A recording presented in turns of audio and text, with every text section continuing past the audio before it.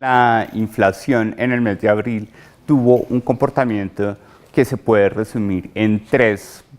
datos fundamentales. El primero, la inflación mensual, fue del 0,50%, que fue muy cercana al promedio que ha tenido la inflación en los meses de abril de los últimos 5 años. La inflación año corrido del 2,12% y la inflación anual del 3,25%, que, como lo podemos ver a lo largo de los 4 meses del año, el caso de la inflación anual ha tenido un incremento sucesivo debido a dos factores fundamentales. El primero, el factor climático, que a comienzos del año, muy a comienzos del año, afectó las tarifas del servicio de energía eléctrica, y ahora, en los 2 últimos meses, está afectando la recolección de tubérculos y hortalizas que tienen un componente muy importante dentro de la inflación de alimentos del país.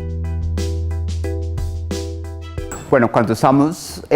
haciendo la categorización de la inflación en materia de ciudades, lo que vemos es que Santa Marta tiene un liderazgo con la mayor inflación,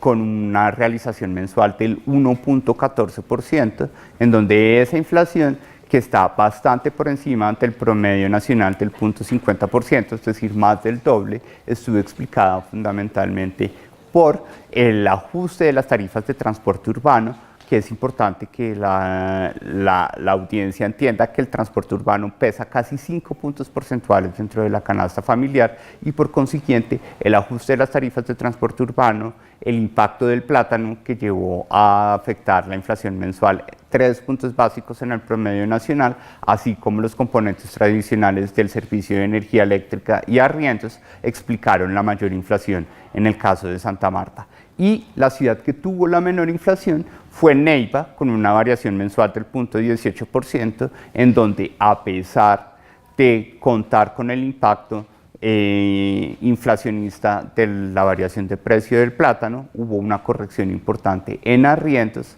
en frutas y en otros alimentos que tuvieron un comportamiento distinto al del resto del país, y por consiguiente Neiva puede contar con la inflación mensual para el mes de abril más baja de todo el país. En el caso de Bogotá, Bogotá estuvo 4 puntos básicos por debajo del promedio nacional, tuvo una inflación mensual del 0,46%, y ahí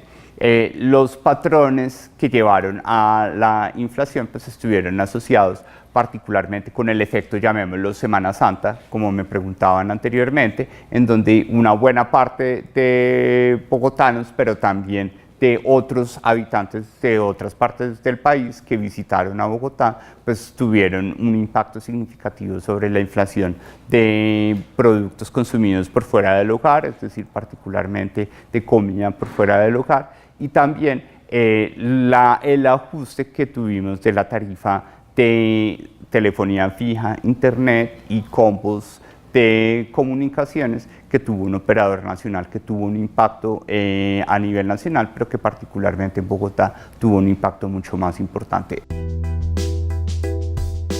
Como lo hemos visto, la inflación anual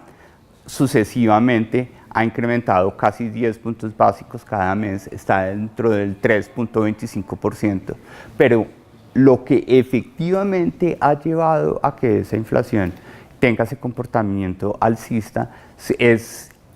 a los dos factores que mencionamos previamente, es decir, los efectos climáticos sobre inflación de alimentos y sobre el componente del servicio de energía eléctrica. Si nosotros quitamos a ese 3,25% los efectos climáticos que tuvieron sobre alimentos y los efectos climáticos del Niño a comienzos de este año sobre las tarifas de energía eléctrica, la inflación anual estaría alrededor del 2,95%. Por consiguiente, no podríamos decir que las manifestaciones sociales o los bloqueos de vías, como lo confirmamos cuando presentamos la inflación del mes de marzo, hayan afectado el comportamiento de los precios en el país.